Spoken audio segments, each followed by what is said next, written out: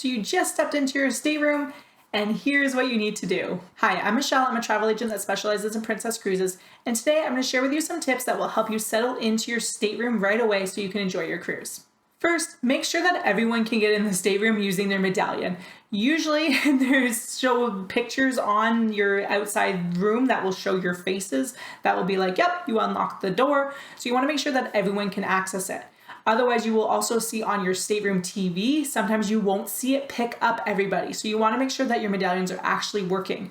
There was a huge issue on the Sun Princess where so many people's medallions were not working and we weren't able to access our stateroom with our medallions. So you want to make sure that everyone in the stateroom can get in the room. Check over your room for any cleanliness or maintenance issues. Make sure you report those right away. Say, for instance, there's an issue with the faucet is constantly running and you can't get it to turn off. Make sure you let someone know, your room attendant or guest services. I highly recommend just giving them a call or letting them know on the app. Also, if you need anything like a child life jacket, this is something common for us where we need a child life jacket for my daughter. So we need to make sure that we either check to make sure that we have one or not. And if we don't have one, that we go and we let our room attendant know once we see them. Make sure to meet your room attendant as soon as you possibly can. Usually they're kind of coming around and will introduce themselves to you and let you know, like they come in the morning and they come in the evening. This is when we usually tell them stuff like, for instance, we don't need the upper bunks made because I co-sleep with my daughter on a tiny little twin bed.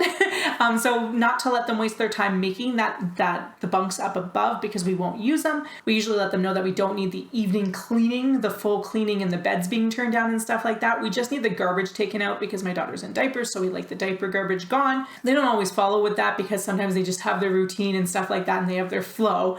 But we usually let them know anything like that we might need, or sometimes it's like, hey, can we have ice every morning?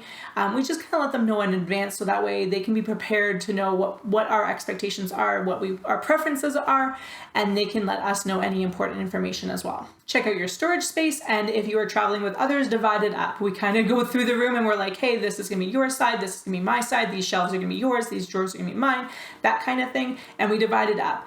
You usually won't have your big bags, your full luggage right now until later on in the evening, but we unpack our carry-ons, and so that way that we get a lot of our stuff unpacked now, so we have a lot less to do later. Also, by dividing up the spaces, we know where we can put things and where we can't. So when our luggage does come, we're like, okay, hey, this is where I'm gonna put some stuff.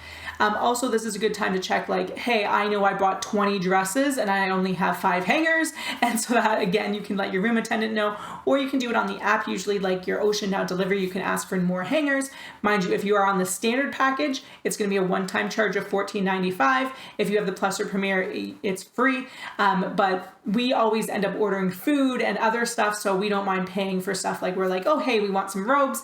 We'll get those delivered through the app instead of asking our room attendant. This is also a great chance now to plug in your plugs. We usually travel with those in our carry-on, so that way we have them ready to go. We'll plug those in and we can have stuff ready for charging in case we need to charge things, any other electronics.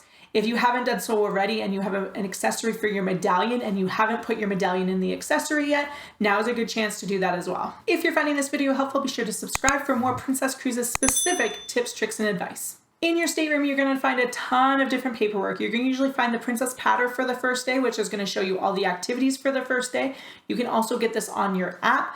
It's also going to have any like important information. For instance, if you have a loyalty status and some of the events that might be happening. For instance, if you're Platinum or Elite, it'll tell you where your Platinum Elite lounge is and stuff like that. Sometimes this paperwork won't come until like later in the evening, depending on how the room attendant has turned around for the day and if they've had the opportunity to get that paperwork from the other staff. You'll also, if you have children, you'll get your guide to your child's like activities and stuff like that. There's always a registration and open house event, so make sure you go and do that if you do have children that are going to participate in the activities. But you can also pick up the activities schedule thing there as well, but you will get that delivered to your stateroom. So basically just go over some of those activities and some of those paperwork things so that way you are well informed before you even start your day. This is also the perfect time to make sure that you lock anything valuable in a safe. So because we travel with our passports and our ID and all that kind of stuff onto the ship in our carry-on, now we want to lock it in the safe so that way we aren't walking around the ship with it. So you don't have to worry about losing your passports or anything like that. put them in the safe. Just don't forget to get them at the end of your cruise. Disembarking, make sure you clear out your safe, but you want to make sure that you put anything valuable in there that you might not want lost or stolen. If you do have your luggage, or if you brought it on with your carry-on, doing some of that decorating and setting up your stateroom is so much fun to do. We like to have those magnetic hooks so that way we have a place to put backpacks and hats and coats and that kind of thing. We also bring door magnets, so that way we can find our stateroom, so I can find my stateroom. If you want to decorate, now's the perfect time to do it, because once you get into the cruise, you're not going to want to do it later. We also like to use this time to breathe. We just had a busy, chaotic day. Maybe you flew in the day of, which I totally don't recommend. But either way, you've embarked on your cruise. You've gone through the boarding process. It's been busy, busy, busy, busy, busy. And this is now your chance to just, if you have a balcony, take in the view. Hopefully it's not of a terminal. Hopefully you have an facing out view and you can look at something. But you just want to kind of take a chance to breathe and relax.